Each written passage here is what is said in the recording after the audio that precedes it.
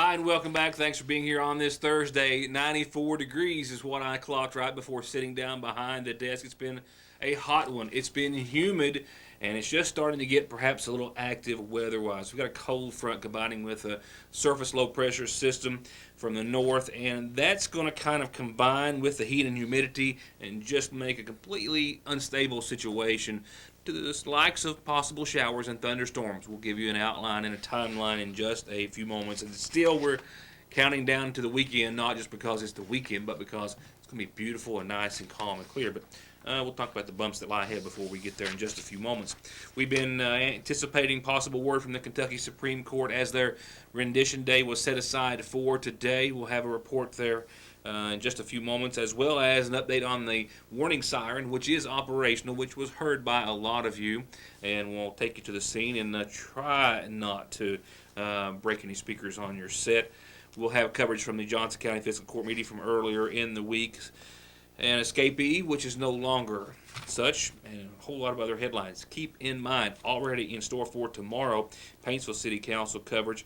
We had camera at the McGoffin County Fiscal Court meeting just a few moments ago. The McGoffin County Board of Ed meets tonight. McGoffin County Public Library Board met earlier today, and have already called another special session for tomorrow. So, a lot of news to get in what is now just a little less than an hour between now and the weekend. With all of that said, headlines tonight, we'll go ahead and begin with coverage of the Johnson County Fiscal Court meeting. A brief report tonight on several aspects of the meeting, including the second reading of the budget for Johnson County. Also discussion on blacktop, health insurance, and other important items. The Commissioners and Judge approved the second reading of the budget for the 2016-2017 fiscal year. They went over the budget as we covered in the last meeting, basically line by line. It was forwarded then to the Department of Local Government and the State Finance Officer for their approval, and then they approved that budget with a second reading this week. A $4.59 million total for the general fund, $2.4 million for the road fund, $581,000 for the jail fund, and $408,000 for the LGEA fund were the largest items in the budget. Next was opening a bid for blacktop, after which Judge Tucker Daniel expressed his displeasure with the bid, a single bid submitted by Mountain Enterprise for the purchase of blacktop. And it was submitted, this bid, in two different fashions, for over 150 tons or less than 150 tons. For example, surface blacktop costing $85.20 if they purchased more than 150 tons for a roadway, or it would cost $97.20 if they were purchasing less than 150 yards for a specific roadway, a difference of about $12 per ton. This one is less than 150. Okay. Asphalt base, $91.80 per ton. Binder, $96.10 per ton. Asphalt surface, $97.20 per ton. Well, I think that's absolutely ridiculous, personally. That's much higher, in my opinion, than anything you've done in the past. Now they're going to try to tack on, I guess they're not interested in doing small jobs. Well, I would recommend, given these numbers, that we delay approving this bid till we can talk to our road foreman and get his input into this.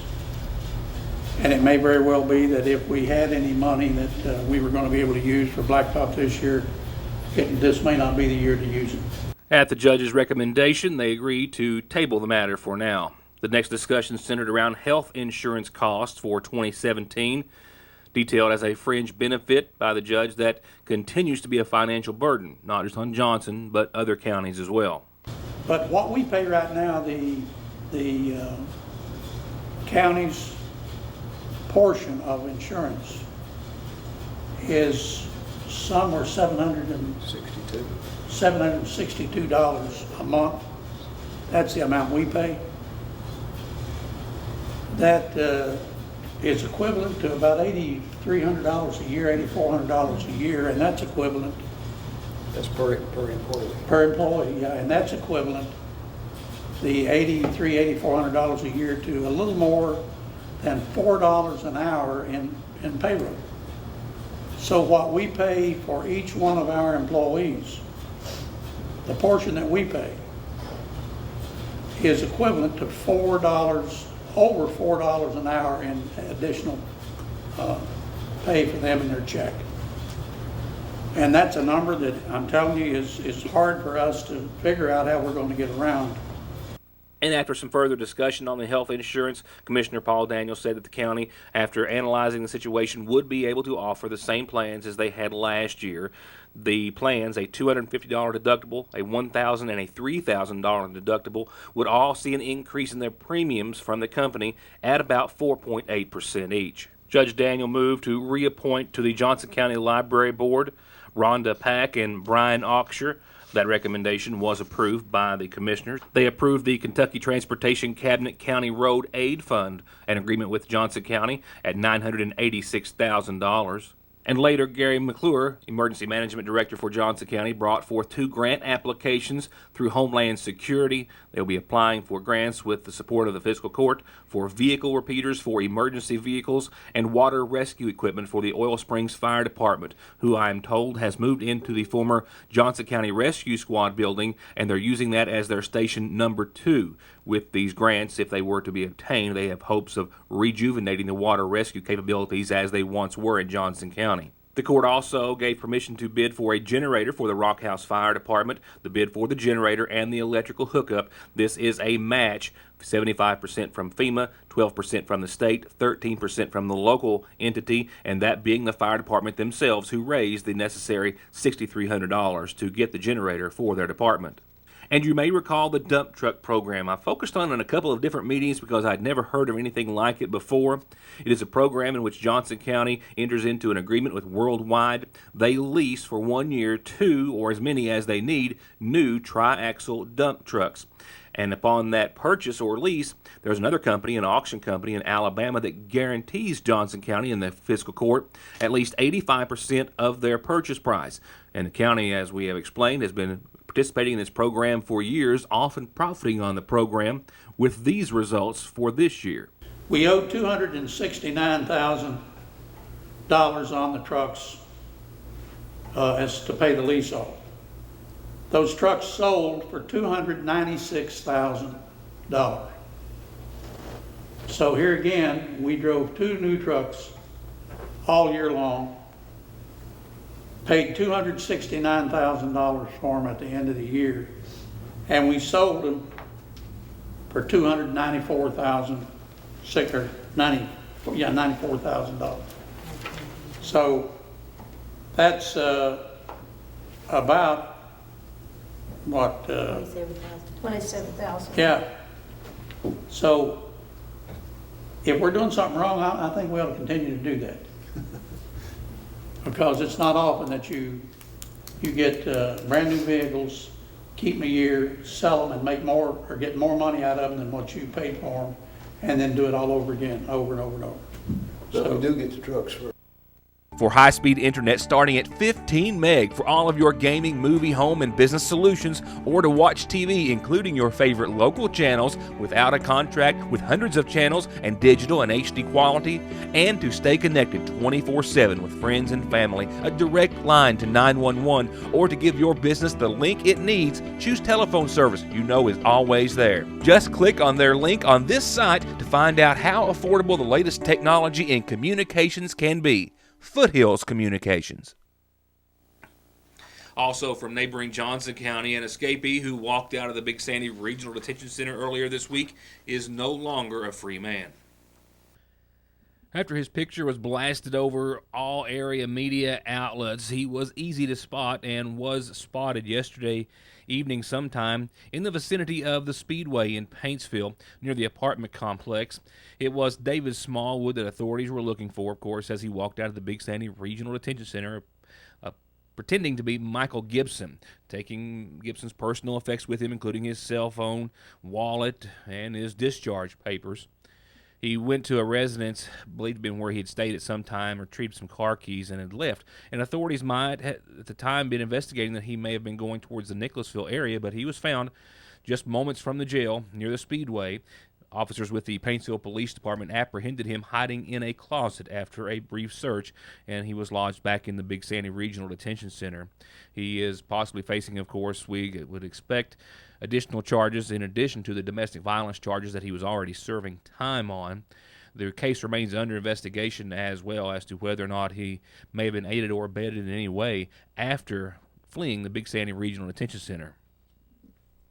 Last night's report centering around a warning siren for the city of Sagersville centered around its installation, while tonight's will center around its operation. What you'll have programmed in is the classic civil defense, air raid sound, the 10 seconds on, 4 seconds off for 3 minutes. Then you're going to have a 3-minute steady if you want to use that. And then for the test, we just put in the 12 seconds because you don't need to run it for the full 12 seconds because it just bothers everybody. And when these things are running for 3 minutes, it's a very long 3 minutes. So we just do a 12-second test, and we can adjust any of that if you want. If you ever decide you want to go to a 30-second or something like that. And you've got a spare one in there if you decide you want to use it for something else, like a 15-second on, or 3 15-second blast or something like that. So it's just a matter of coming in and programming it in for you. And while Mr. Wise did recommend a 12 to maybe 30-second test at the behest of Bloomington Fire Chief Allison Howard, he ran it for the full 3 minutes. And to be perfectly honest, it was quite long and quite deafening. And we were standing directly underneath the siren. And Wise says that that is sort of a buffer zone, that getting out in front of it makes all the difference in the world. Keep in mind, something we want to stress, as he told me, this is an outdoor warning siren, with the sole purpose being to alert those who are outdoors within an earshot, about 3 square miles or so, from this siren of an impending tornado or some sort of other potential life-threatening situation. That's not to say that those indoors in a close proximity couldn't hear it, but it's just not designed to alert those indoors very far away. It is quite effective, however, for the outdoor application.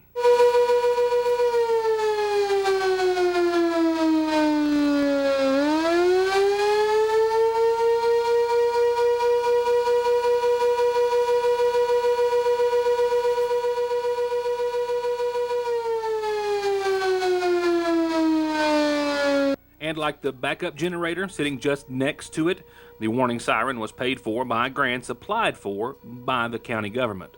It was provided through Kentucky Emergency Management and Kentucky Office of Homeland Security grant.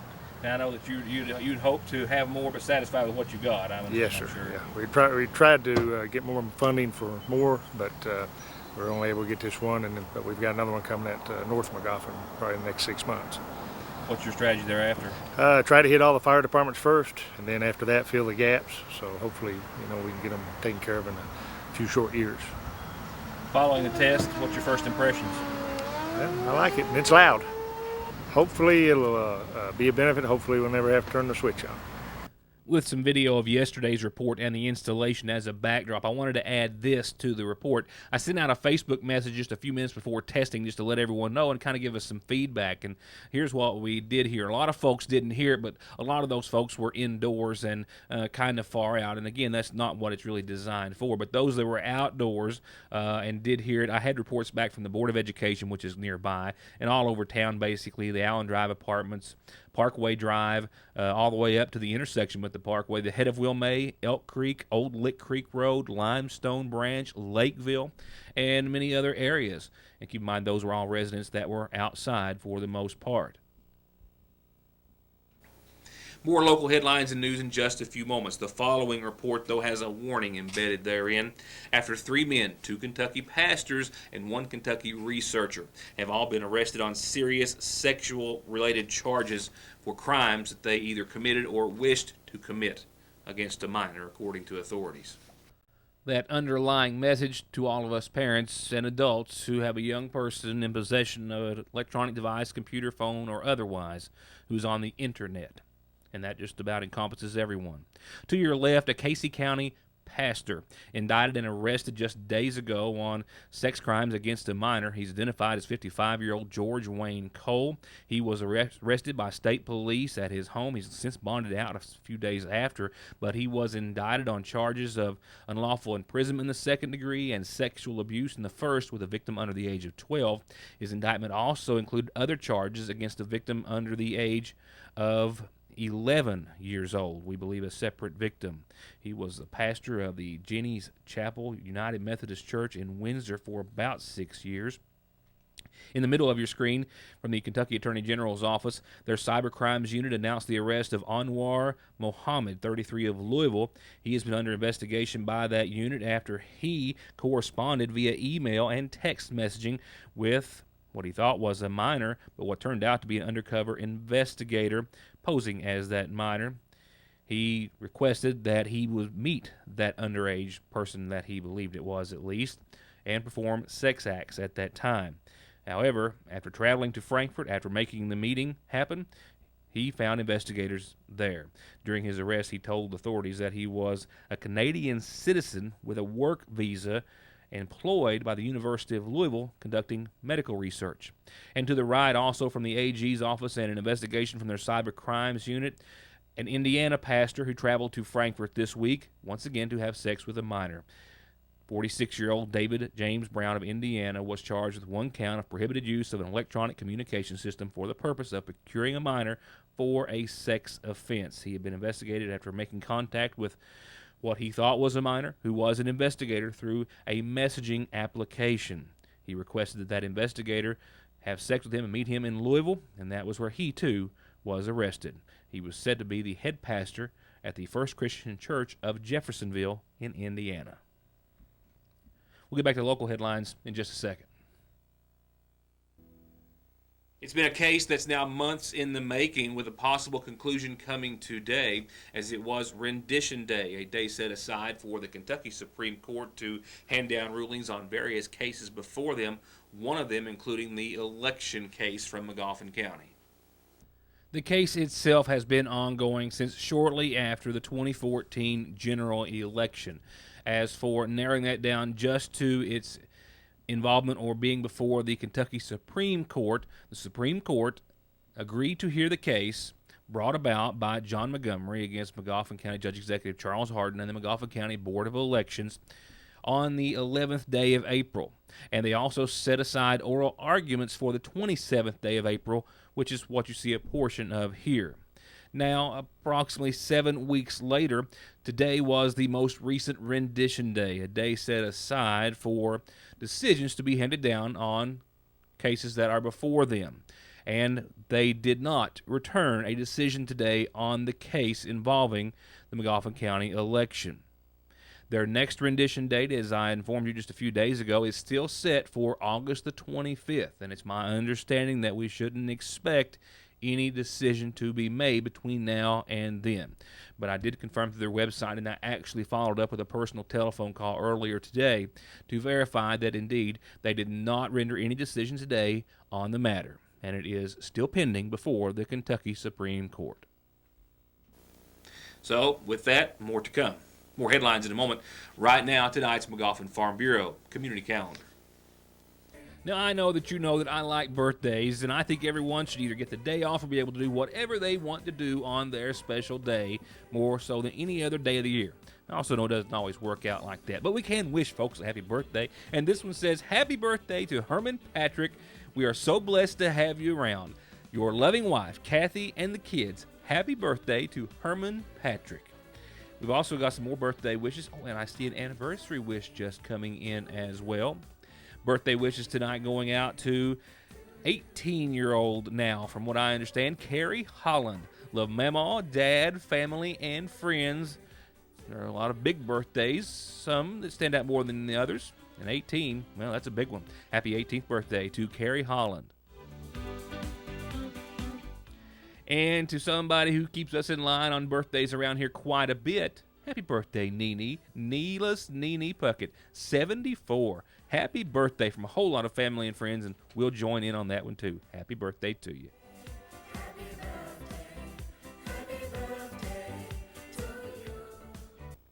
Now, I don't have a song for the background, and I'm not going to sing one, but I do have a happy anniversary wish. It says, please wish a very happy anniversary to my beautiful wife, Tanya Howard, from her husband, Johnny. Happy anniversary. Only another reminder or two because it's just about over, but tomorrow is the last day for everyone in District 2 for the county-wide cleanup, and if you need some help getting those out, those large items that you can't normally sit out, call your solid waste coordinator, Frankie Called, at 496-6179. And remember, District 3 is all of next week. Tomorrow is also the last day for the Sagersville citywide cleanup, and if you need some help getting those big items out to the curb, 349-2409 is the number to call. A reminder about the Big Tent Revival starting this Sunday, and it's nightly thereafter as well at 7 in the lot there across from the Sagersville Post Office, put together by IJN Ministries. Come expecting a great move from God. Please bring a lawn chair and someone with you if you can. And the McGoffin County Local Board for Kentucky ASAP is having their quarterly meeting Monday at 6 at the McGoffin County Health Department. And for announcements just like these, all you have to do is tell me, and I'll tell everyone else. Mail, email, Facebook, phone, fax, drop it off here at the studio. Any way you can get it to us. And remember, the show is always on our website at yournewstoday.com. And with all of that, we're not even starting to cool down as of yet. A little cloud cover rolling in and not much happening on the radar, but we are under a 10% chance of some showers, and that's about it. Otherwise, just mostly cloudy skies tonight and a muggy 62 degrees out there to wrap up your Thursday. Here's how your week is going to wrap up your work week, I think, for most everyone, and I know not all. Sorry. Nevertheless, tomorrow for your Friday, definitely a bit cooler. 10% chance of showers and thunderstorms after 5, but we're going to see cloudy skies become mostly sunny before it's all over with a daytime high of 80 degrees, and then we'll see maybe a 10% chance of showers. We can't rule it out before 8 tomorrow, but nevertheless, we will see clear skies by tomorrow night. So clouds giving way to clear skies, mostly clear by tomorrow night, and definitely cooler and much more mild. Humidity levels will stay in favorable areas for your weekend. Temperatures will inch up just a bit on your Saturday. I think we'll see about 84 under sunny, clear skies with a low of 59. And the latter half of your weekend, just as nice as the first. Sunday, 83, sunny, clear skies that night, upper 50s. Monday of next week, sunny, 86, clear skies that night, 65 for your low. Well, Tuesday, that's our next shot at some showers after tomorrow, and that will be a 40% chance with partly sunny skies in the mid-80s. And we've got low 80s as another front rolls in Tuesday. The same front that gives us a chance of some showers Tuesday knocks temperatures down close to the upper 70s by Wednesday. Well, that's going to wrap it up for a very busy Thursday at the newsroom. And as I referred to at the start of the program, a whole lot of news to try to squeeze into a half hour before I leave you for a beautiful weekend weather-wise. So be sure and join us for a lot of exclusive news and other information tomorrow night. For now, thank you for watching, and have a good evening.